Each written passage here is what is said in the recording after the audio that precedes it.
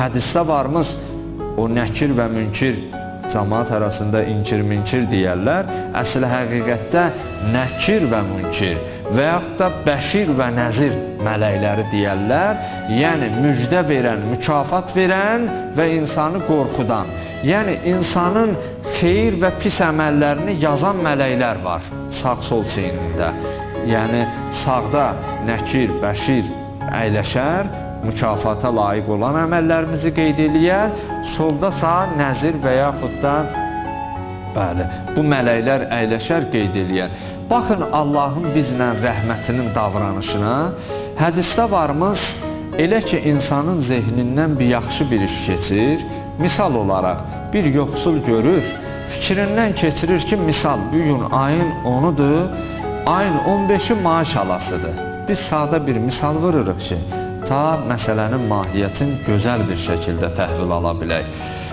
Fikrindən keçirir, ayın 15-i maaş aldıqda, pulumu aldıqda, həmin yoxsul ailəyə imkan dairəsində, qüvvəsində bir yardım edərəm. Bunu fikrindən keçirmək həmin Allah mələyə əmr eləyər, bunu yaz mənim bəndəmin əməldə. Halbuki həyata keçirmir, ha?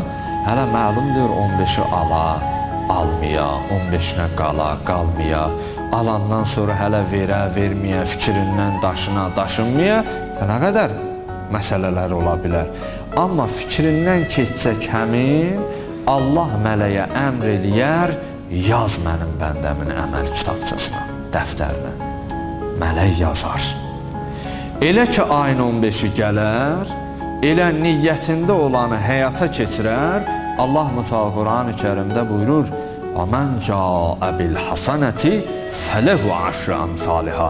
Hər kəs mənə bir yaxşı əməl gətirsə, mən ona 10 bərabər verirəm. Misal olaraq 10 manatlıq ehsan eləmirsən, yardım eləmirsən, Allah 100 manat kimi səndən qəbul eləyər, 100 manat ehsan eləməyin mükafatını sənə yazdırar. Deyir, elə ki insan o əməli həyata keçirdi, o yaxşı işi, Allah əmr eləyər ki, 10 bərabərini yaz mənim bəndəmə. Bu bizim, baxın, fikrimizdən keçir, həyata keçirməmiş Allah əmr eləyir yaz.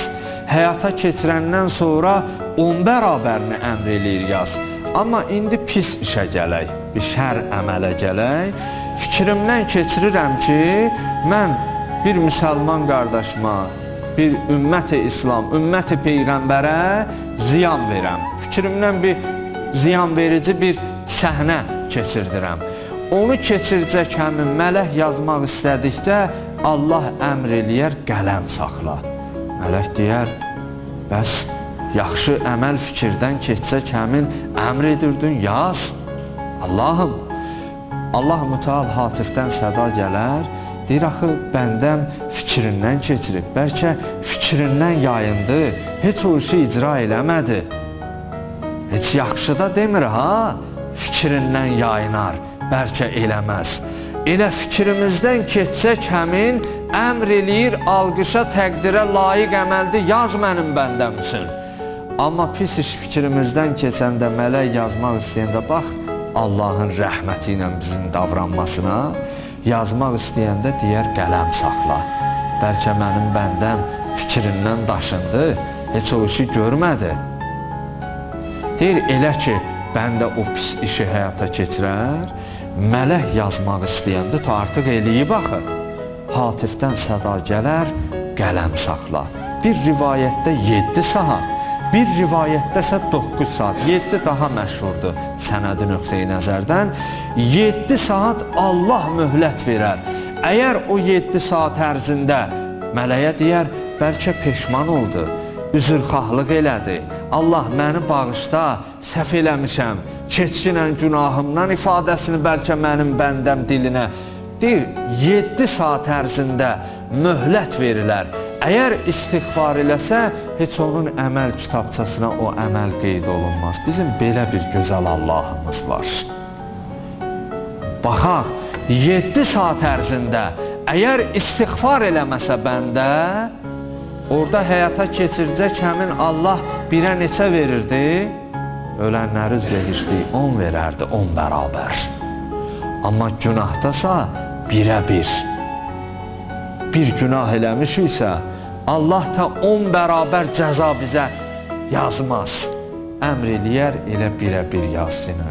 Belə bir gözəl Allahın insan nədən gözəl bəndəsi olmasın? Onun layiqli bəndəsi olmasın?